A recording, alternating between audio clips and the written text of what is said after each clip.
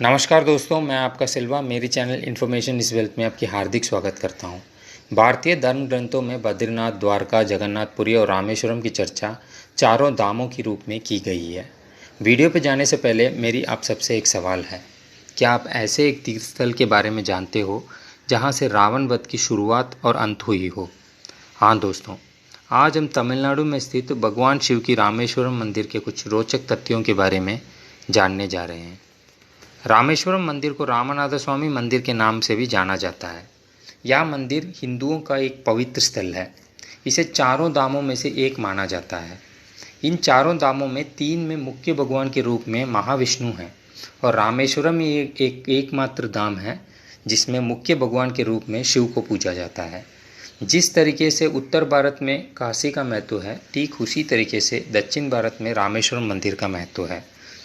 रामेश्वरम हिंद महासागर और बंगाल की खाड़ी से चारों ओर से घिरा शंख के आकार का द्वीप है। सदियों पहले यह द्वीप भारत के मुख्य भूमि से जुड़ा था, लेकिन धीरे धीरे सागर के तेज लहर से कटकर यह अलग हो गया। बाद में एक जर्मन इंजीनियर ने रामेश्वरम को जोड़ने के लिए एक पुल बनाया, जिसे हम पाम्बन ब्रिज के नाम से जानते हैं। माना जाता है कि भगवान श्री राम ने लंका से लौटते समय देवों के देव महादेव की इसी स्थान पर पूजा की थी। इन्हीं के नाम पर रामेश्वरम मंदिर और रामेश्वरम द्वीप का नाम पड़ा है। ऐसी मान्यता है कि रावण का वध करने के बाद भगवान राम अपनी पत्नी सीता के साथ रामेश्वरम में कदम रखकर ही भारत लौटे थे। एक ब्राह्मण को मारने का दोष को खत्म करने के लिए भगवान शिव की मूर्ति लाने श्री हनुमान को कैलाश पर्वत भेजा गया था। जब हनुमान समय पर नहीं पहुंच पाए तो सीता देवी ने रेत से ही शिवलिंग बनाया और उस शिवलिंग की पूजा की, जिन्हें मुख्य देवता के रूप में माना जाता है, जिसे रामनाथ स्वामी नाम दिया गया है।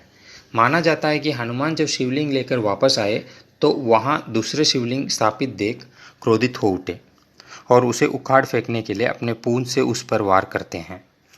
ऐसा माना जाता है कि आज भी आप शिवलिंग पे वो छाप देख सकते हो। फिर श्री राम अपने भक्त को शांत करने के लिए उस शिवलिंग को भी वहीं स्थापित करते हैं, जिन्हें हम विश्वनाथर के नाम पे पूजते हैं। भगवान राम के आदेश अनुसार हनुमान द्वारा लाए गए शिवलिंग की पूजा आज भी सबसे पहले होती है। माना जाता है कि वर्तमान समय में रामेश्वर मंदिर जिस रूप में मौजूद है, उसका निर्माण 17वीं शताब्दी में राजा किलवन सेतुपति की आज्ञा पर हुई थी।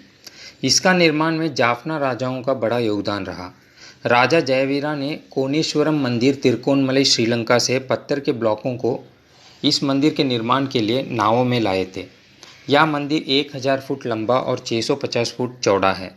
इस मंदिर के गलियारा विश्व के मंदिरों में सबसे लंबा गलियारा है। यह मंदिर लगभग 6 हेक्टेयर में बना हुआ है। इस मंदिरों में आप जंजीरों से बंधा हुआ सेदु माधवन मूर्ति देखे होंगे। इसकी कहानी कुछ इस प्रकार है। राजा सुंदर पांडी, जो कि एक विष्णु भक्त थे, उनकी पुत्र प्राप्ति नहीं थी। आगे चलकर स्वयं महालक्ष्मी ही उनकी बेटी के रूप में पैदा होती है। जब उनकी शादी की उम्र आती है तो एक जवान लड़का उनसे प्यार का इजहार करता है और उस राजा ने उनकी असलियत जाने बगैर ही उनके पाँवों पे जंजीर बांध देते हैं और महाविष्णु भी अपने भक्त का करा तहे दिल से स्वीकार कर लेते हैं और आज भी भक्तों को सेदु माधवन के रूप में दृष्टि देते हैं। श्री राम के द्वारा समुद्र में स्थापित किए गए नवग्रह आप यहाँ अपने हाथों से ही अभिषेक करके पूजा कर सकते हैं। पुत्र प्राप्ति के लिए यहाँ के गणेशा, जिसे इरेटाई विनायका कहते हैं, बहुत प्रसिद्ध हैं। रामेश्वरम समुद्र को ही अग्नि तीर्थ के रूप में कहा जाता है। मान्यता है कि सीता माता की अग्नि परीक्षा के बाद अग्निदेव सीता माता को छूने का पाप धोने के लिए समुद्र में स्नान करके रामनाथ स्वामी की पूजा किए थे।